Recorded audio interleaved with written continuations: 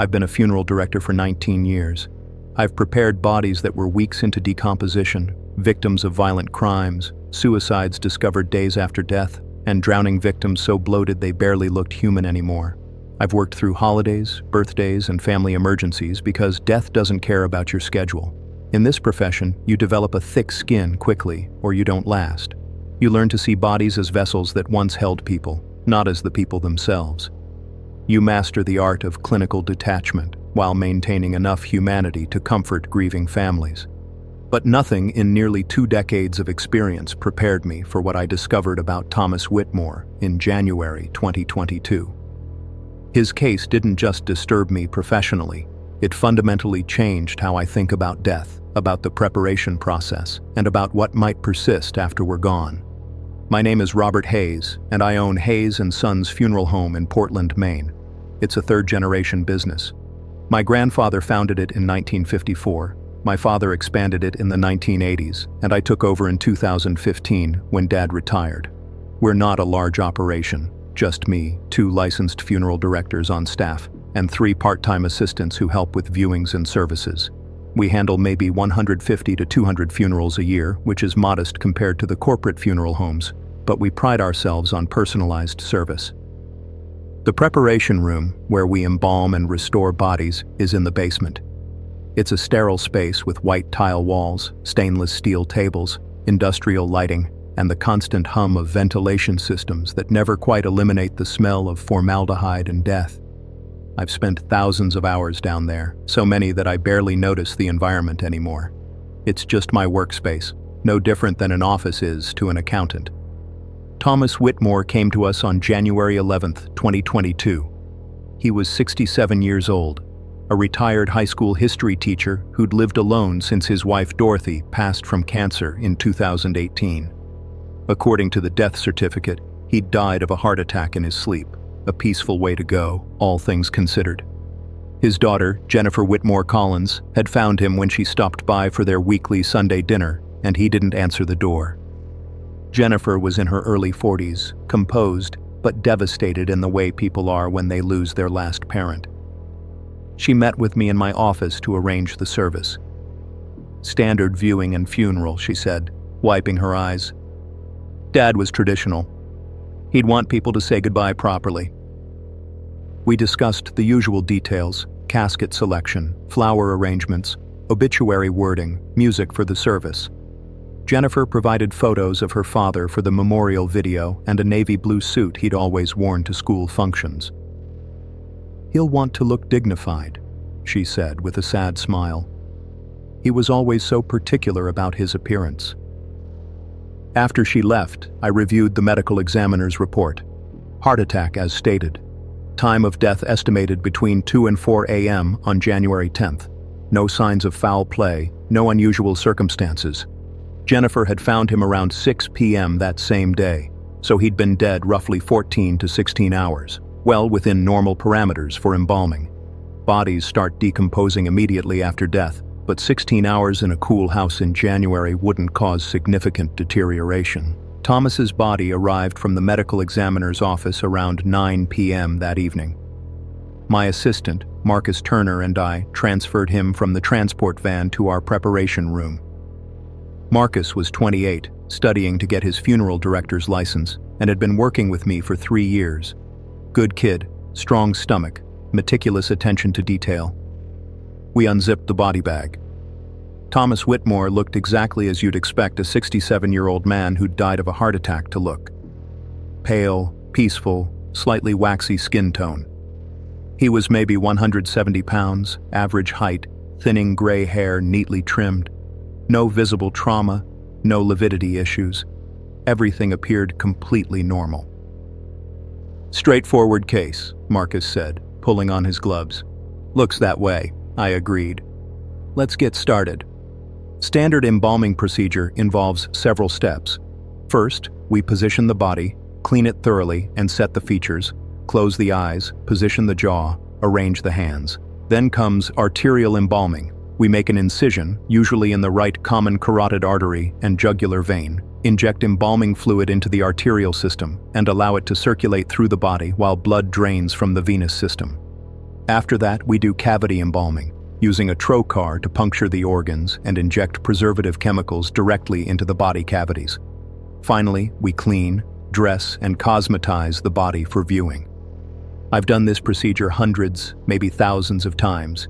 It's as routine to me as brewing morning coffee.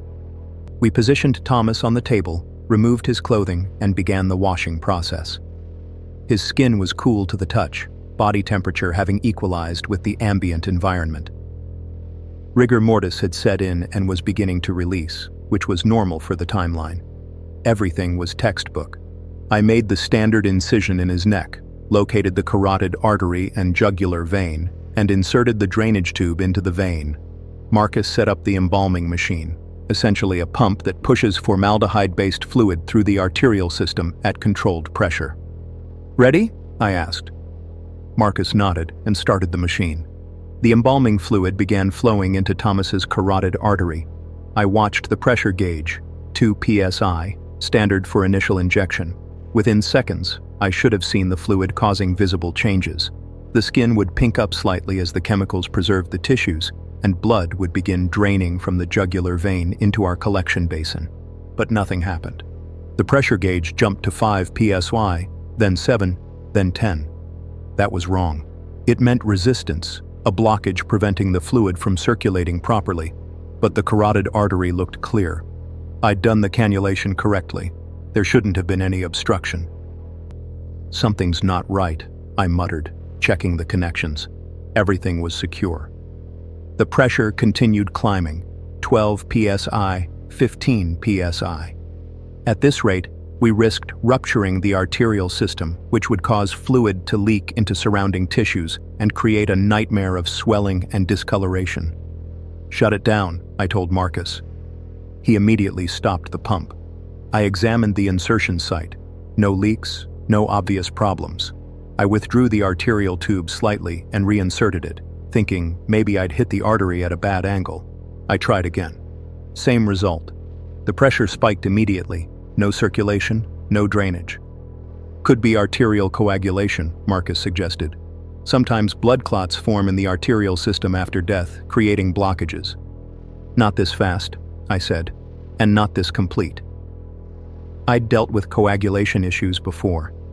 They usually caused patchy resistance, not a total blockage.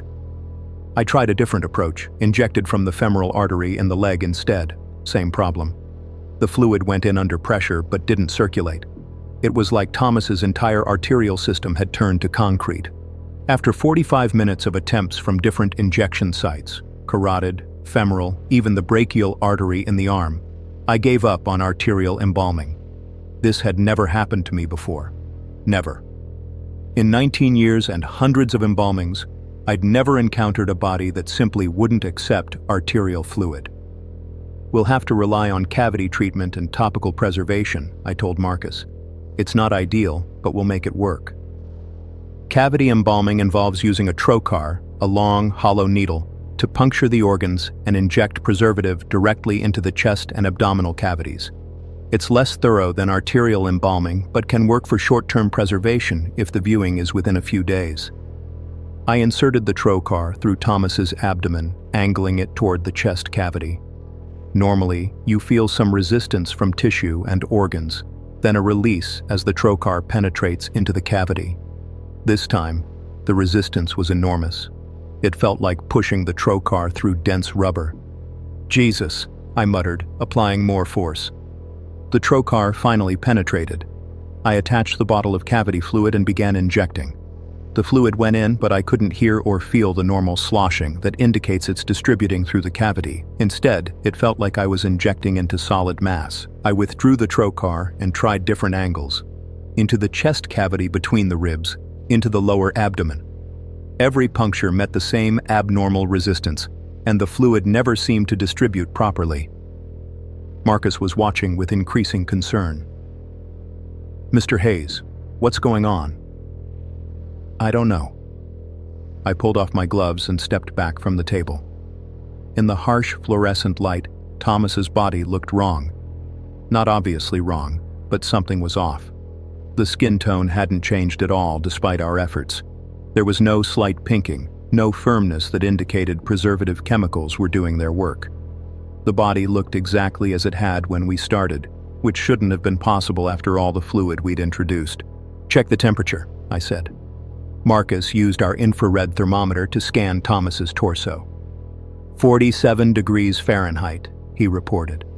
That was cold, colder than the ambient temperature of the preparation room, which we kept at 55 degrees. Bodies should equilibrate with their environment. They shouldn't be colder than the room itself. "Check again," I said. "Different locations." Marcus took readings from Thomas's chest, abdomen, legs, and arms. All came back between 45 and 47 degrees Fahrenheit, significantly colder than they should have been. I stood there staring at the body, my mind racing through possibilities. Extreme dehydration could cause some arterial resistance. Certain diseases could affect blood composition in ways that made embalming difficult. But nothing explained this combination of complete arterial blockage, abnormal tissue density, and decreased body temperature. "What do we do?" Marcus asked. I checked my watch, 11:30 p.m. The viewing was scheduled for Friday, 3 days away. Without proper embalming, decomposition would begin. We'd start seeing discoloration, swelling, odor. I couldn't let Jennifer see her father in that condition. "We'll try refrigeration," I decided. "Keep him cold, slow down decomposition as much as possible. Tomorrow I'll call Dr. Reeves, see if he has any insights." Dr. Philip Reeves was the medical examiner who'd released Thomas's body. We had a good professional relationship. I'd worked with him for years on various cases. We transferred Thomas to our refrigeration unit, set at 38 degrees Fahrenheit. As we were positioning the body on the shelf, I noticed something that made me pause. Thomas's hands, which I'd arranged in a natural resting position across his abdomen, had moved. Not dramatically, just a few inches. His right hand was now several inches higher on his chest than where I'd placed it. "Did you adjust his hands?" I asked Marcus. "No, why?" I repositioned them carefully, noting the exact placement. Just making sure everything's set properly. We locked the refrigeration unit and cleaned up the preparation room. By the time we finished, it was past midnight. Marcus headed home, and I sat in my office, unsettled in a way I couldn't quite articulate. I'd dealt with difficult embalmings before. Bodies that were dehydrated, that had been dead for extended periods, that had unusual medical conditions affecting the preservation process. But this was different. The complete resistance, the cold temperature, the way the tissue felt wrong under the trocar, it all added up to something I couldn't explain. I went home around 1 a.m. but couldn't sleep. I kept thinking about Thomas's body, about the unnatural density of the tissue, about how the embalming fluid had nowhere to go. Around 3 a.m., I gave up on sleep and drove back to the funeral home. The building was dark and silent. I let myself in through the back entrance and headed to my office, intending to review Thomas's file again, see if I'd missed some medical detail that could explain things. As I passed the basement door, the door leading down to the preparation room and refrigeration unit, I heard a sound that stopped me cold. A dull, rhythmic thumping. I stood frozen, listening. The funeral home made noises, of course. Old building, settling foundation, HVAC system. But this was different. This was deliberate. Thump, pause, thump, pause, thump. It was coming from the basement. Every rational part of my brain said it was the cooling system, pipes expanding and contracting, something mundane. But my instincts, honed over years of working with the dead, were screaming that something was wrong. I opened the basement door. The stairwell was dark. I flipped the light switch and descended slowly, the thumping growing louder with each step. It was definitely coming from the preparation room. The door was closed, which was standard. We always secured the preparation room when not in use. I pushed it open. The overhead lights were off, but the emergency lighting gave the room a dim, greenish cast.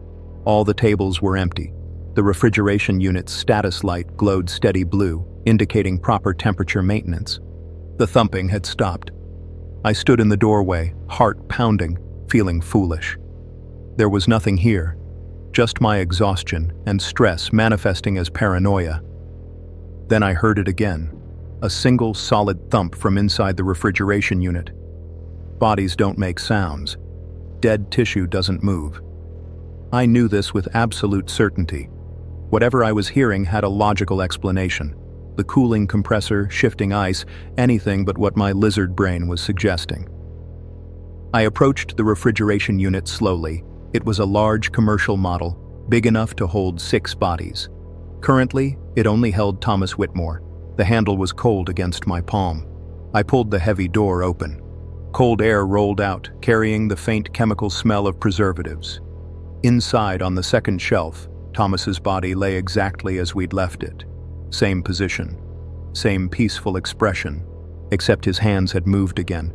They were no longer crossed on his abdomen, where I'd specifically repositioned them hours earlier. His right hand was now at his side, fingers slightly curled. His left hand was up near his shoulder, as if he'd been reaching for something. Rigor mortis doesn't work like this. Once set, the muscles lock in position. They don't spontaneously rearrange themselves, and even as rigor releases, which happens gradually over 24 to 48 hours, bodies don't move into entirely new positions. They relax back to natural rest. They don't reach and gesture. I stood there, cold air washing over me, staring at those repositioned hands. Every professional instinct I had insisted there was an explanation. Maybe I'd remembered the hand positions wrong. Maybe Marcus had adjusted them before we refrigerated the body and I hadn't noticed. Maybe the cold was causing some delayed muscular contraction, but I knew. Deep down, beneath the professional training and rational thought, I knew something impossible was happening. I reached out and repositioned Thomas's hands again, crossing them firmly over his abdomen. The flesh was rigid with cold, the fingers stiff. I had to apply real force to move them. There was no way they'd shift position on their own. I closed the refrigeration unit, locked it, and went back upstairs. In my office, I pulled out my phone and called Dr. Reeves's emergency line. It was 3:30 a.m., but medical examiners are used to odd-hour calls. He answered on the third ring, voice thick with sleep. "Reeves." "Phil, it's Robert Hayes. I'm sorry to call so late, but I need to ask you about Thomas Whitmore." "The heart attack case? What about him?" "Did you notice anything unusual during the examination? Anything in the tissue quality, body temperature, anything at all?" There was a pause. "Why are you asking?" "I'm having difficulty with the embalming, extreme arterial resistance, unusual tissue density. I can't get any fluid circulation at all." Another pause, longer this time. "Robert, I need you to answer something honestly. Have you noticed any movement?" My blood went cold. "What?" "During my examination, I had the body positioned supine, arms at the sides. When I came back after stepping out for maybe 10 minutes, the right arm had moved, bent at the elbow, hand near the chest. I assumed my assistant had repositioned it, but when I asked, she said she hadn't touched the body." "Jesus Christ, Phil." "I documented it as a delayed rigor mortis release, but I've never seen it happen that dramatically or that quickly. Robert, there's something else. The heart tissue was wrong." "Wrong how?" "Dense, abnormally dense. When I sectioned it, the texture was more like fibrous scar tissue than cardiac muscle. But Whitmore had no history of heart disease, no previous infarctions. There was no reason for that level of fibrosis." "Did you find a cause of death?" "The official cause is acute myocardial infarction, heart attack. His coronary arteries showed significant blockage, enough to cause cardiac arrest. But the tissue quality bothered me, still bothers me. I almost sent samples for additional pathology testing, but decided I was overthinking it. Natural death, elderly man, straightforward case." "Except it's not straightforward," I said. "No," he agreed quietly. "It's not. Robert, do me a favor. If anything else unusual happens, call me immediately, and document everything." I promised I would, and hung up. For the rest of the night, I sat in my office, lights on, door locked, listening to the old building settle around me. I didn't go back to the basement. Marcus arrived at 8 a.m. to find me still there, unshaven and exhausted. "Mr. Hayes, did you sleep here?" "Had some paperwork to catch up on," I lied. Listen, I need you to check on Whitmore for me. Just verify he's properly positioned and refrigerated." Marcus looked confused, but headed downstairs. He was back in less than 2 minutes, face pale. "His hands moved again," he said. "They're up by his head now, like he's—" He stopped. "Like he's what?" "Like he's trying to cover his face." We went down together. I opened the refrigeration unit, and Marcus was right. Thomas's arms were now raised, hands near his face, fingers slightly spread. The position was defensive, protective. "This isn't possible," Marcus said, his voice shaking slightly. "Dead bodies don't move like this. They don't—" "Mr. Hayes, what the hell is going on?" "I don't know." I pulled out my phone and started taking photographs. Documentation, like Dr. Reeves had suggested. But we're going to figure it out. I repositioned Thomas's hands again, this time noting the exact placement with measurements. Right hand across abdomen, left hand slightly overlapping, fingers relaxed. I took more photographs, then closed the unit. "We're going to monitor this," I told Marcus. "Every hour, we check, we photograph, we document everything." Over the next 12 hours, we checked on Thomas Whitmore 6 times. Each time, his hands had moved. Not drastically, but noticeably. By 8 p.m. that evening, his arms were again raised near his face, and his head had turned slightly to the left, as if looking away from something. I called Dr. Reeves again and sent him the photographs. There was a long silence after he reviewed them. "This isn't rigor release," he said finally. "This is active repositioning. Robert, I think you need to consider that Whitmore might not be completely dead." "That's impossible. You examined him. I've examined him. He has no pulse, no respiration, no brain activity. He's been in refrigeration at 38 degrees for 20 hours. Nobody survives that." "I know what the evidence says, but I also know what these photographs show. Have you checked for a pulse?" I hadn't. The idea seemed absurd. I'd prepared thousands of bodies, and I knew death when I saw it. But I went back down to the preparation room, Marcus following nervously. I opened the refrigeration unit. Thomas lay with his arms raised, head turned, exactly as he'd been in the last photo. I placed my fingers on his carotid artery, feeling for the rhythm of blood flow. Nothing. I tried his wrist. Nothing. I pressed my ear to his chest, listening for a heartbeat. The cold of his skin burned against my ear, but I forced myself to hold position, listening. Silence. No heartbeat, no lung sounds, no internal movement at all. "He's dead," I told Marcus, pulling back. "Completely dead." But even as I said it, I noticed something new. Thomas's eyes, which had been closed since Jennifer found him, were now slightly open. Just a sliver, but definitely open. I could see the dull surface of his corneas reflecting the overhead light. I reached to close them, my fingers trembling slightly. As I touched his eyelid, his eye moved. Not a twitch. Not a random muscle spasm. His eye tracked, focusing directly on my face. I jerked back so fast I crashed into the examination table behind me. Marcus grabbed my shoulder to steady me. "Did you see that?" I asked, my voice barely a whisper. "See what?" "His eye. It moved. It looked at me." Marcus stared at the body. Thomas's eyes were closed again, or nearly closed. Same position as before. "Mr. Hayes, maybe you should go home. Get some sleep. You've been here for—" I know what I saw. I pulled out my phone, hands shaking, and started recording video.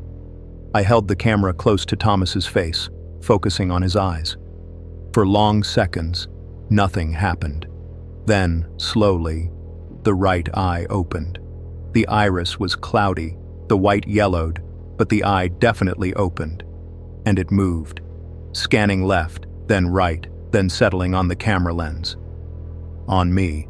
Marcus saw it too. He made a small, choked sound and backed toward the door. The eye closed again.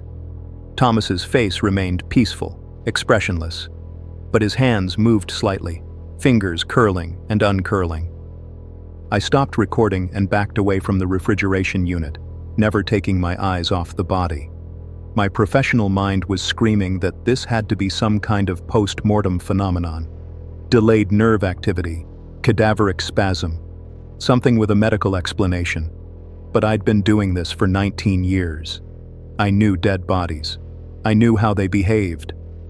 This was not normal. "We're calling the police," I said. "And telling them what? That a dead body moved his hands and opened his eyes? They'll think we're crazy." He was right. What evidence did we have? Some photographs showing hand positions that could be explained as us misremembering? A video of an eye opening that could be dismissed as post-mortem muscle relaxation? Then we call Dr. Reeves, get him to re-examine the body, declare Whitmore alive, transfer him to a hospital. "He's not alive," Marcus interrupted. "You just checked. No pulse, no breathing, no heartbeat. He's dead. He's just moving anyway." The words hung in the cold air of the preparation room. Dead, but moving. It was impossible, but it was exactly what we were witnessing. I checked my watch, 9:15 p.m. The viewing was scheduled for 2 p.m. Friday, less than 18 hours away. Jennifer Whitmore Collins would be arriving to see her father. What was I supposed to tell her?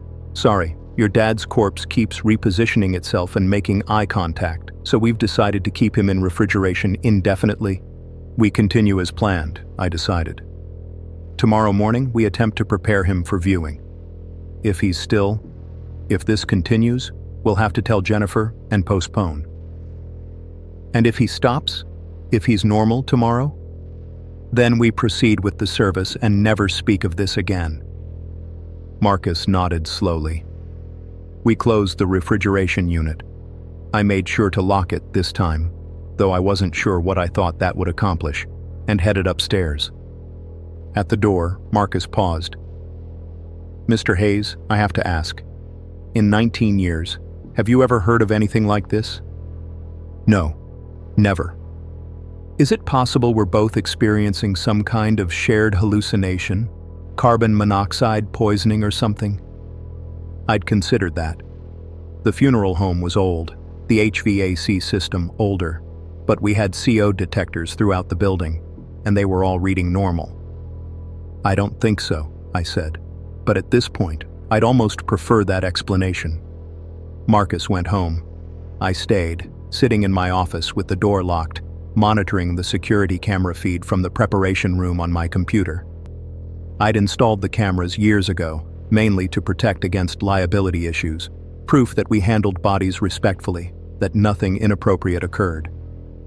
Now I watched the grainy black and white feed showing the closed refrigeration unit, waiting for what? For the door to open from the inside?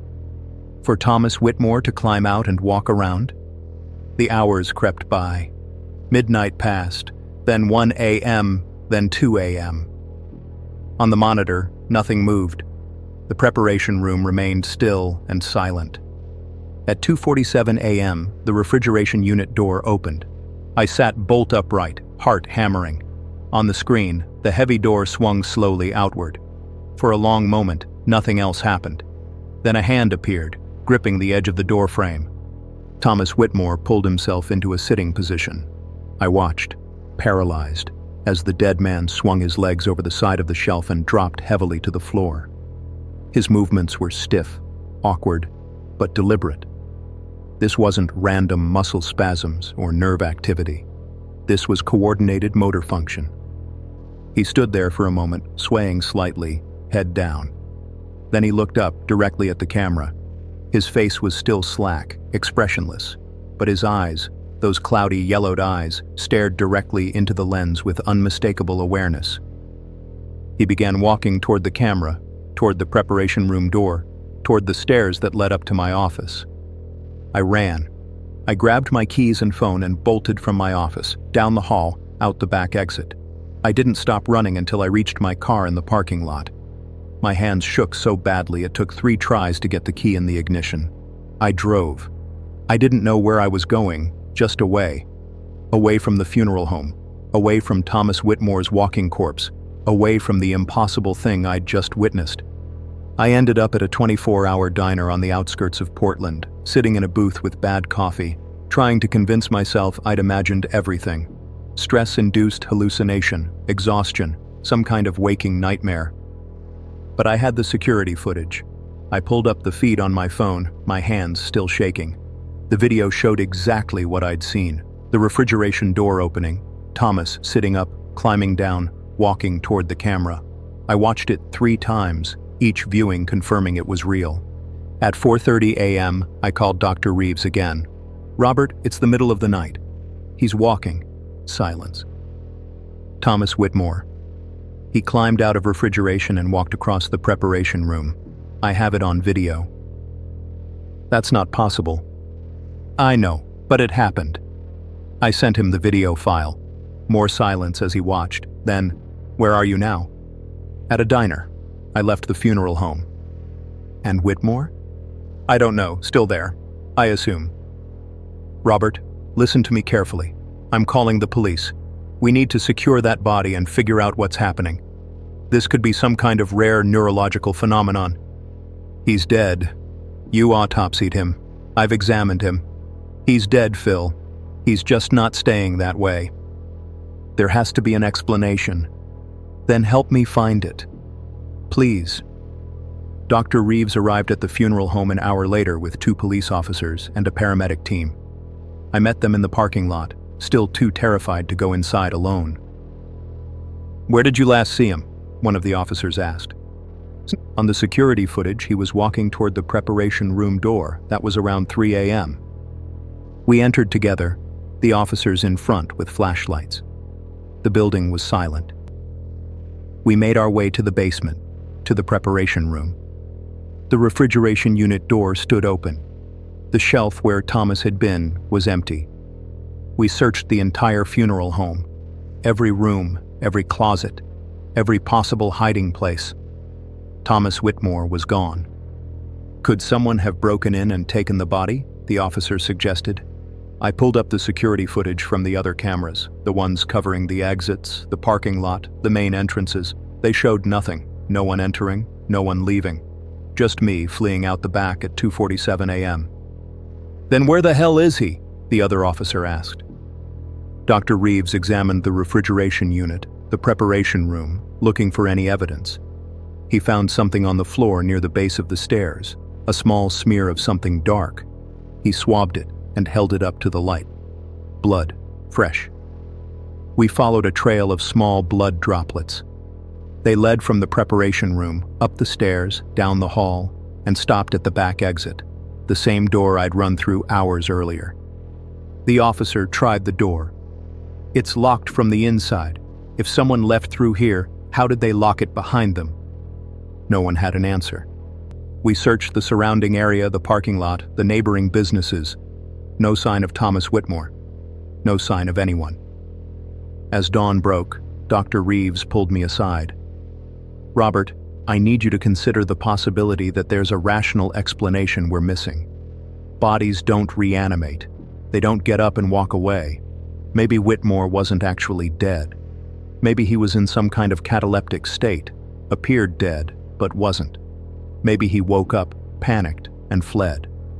For 36 hours, in refrigeration at 38 degrees, without breathing or pulse? I don't know. But the alternative, that a dead man got up and walked away, is impossible." The police filed a missing person report for Thomas Whitmore. Jennifer Whitmore Collins was contacted and informed that her father's body had been misplaced due to a clerical error, which was the best explanation the funeral home's insurance company could offer. She was understandably horrified and furious. I didn't blame her. An investigation was launched. My funeral home's practices were scrutinized, my licenses reviewed, my records examined. I cooperated fully, but I couldn't tell them the truth. Who would believe it? The investigation concluded that Thomas Whitmore had somehow been mistakenly declared dead, had awakened, and had left the funeral home in a confused state.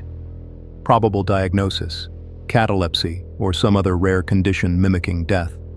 Probable current status: deceased from exposure or accident somewhere in the Portland area. Search teams looked for weeks. They never found him.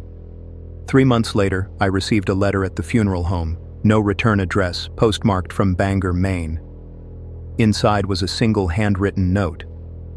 I woke up in the cold and dark. I don't know why. I don't know how. I can't go back to who I was. Tell Jennifer I'm sorry. Tell her I love her. But I can't let her see me like this. Some things are worse than death. T.W. I showed the letter to Dr. Reeves. We had it analyzed. The handwriting matched samples from Thomas Whitmore's personal documents. The fingerprints on the paper matched his as well. He's alive, Dr. Reeves said, staring at the letter. Somehow, he's alive. Is he? I asked. Or is he something else? We never found out. Thomas Whitmore disappeared completely. No further letters, no sightings, no trace. I still run the funeral home. I still prepare bodies, conduct services, comfort grieving families. But I've never forgotten what I saw. The dead man who got up and walked away. The impossible thing that shattered everything I thought I knew about death. Sometimes I wonder if he's still out there somewhere, a man who died but didn't stay dead, living in the spaces between life and death that we don't acknowledge exist. And sometimes, late at night, I wonder if he's the only one. If there are others like him, people who've crossed over and somehow found their way back, walking among us, neither fully alive nor fully dead. I've been a funeral director for 19 years. I've learned that death is usually final, usually peaceful, usually understandable. But Thomas Whitmore taught me that usually isn't the same as always. And that terrifies me more than anything I've ever seen on my preparation table.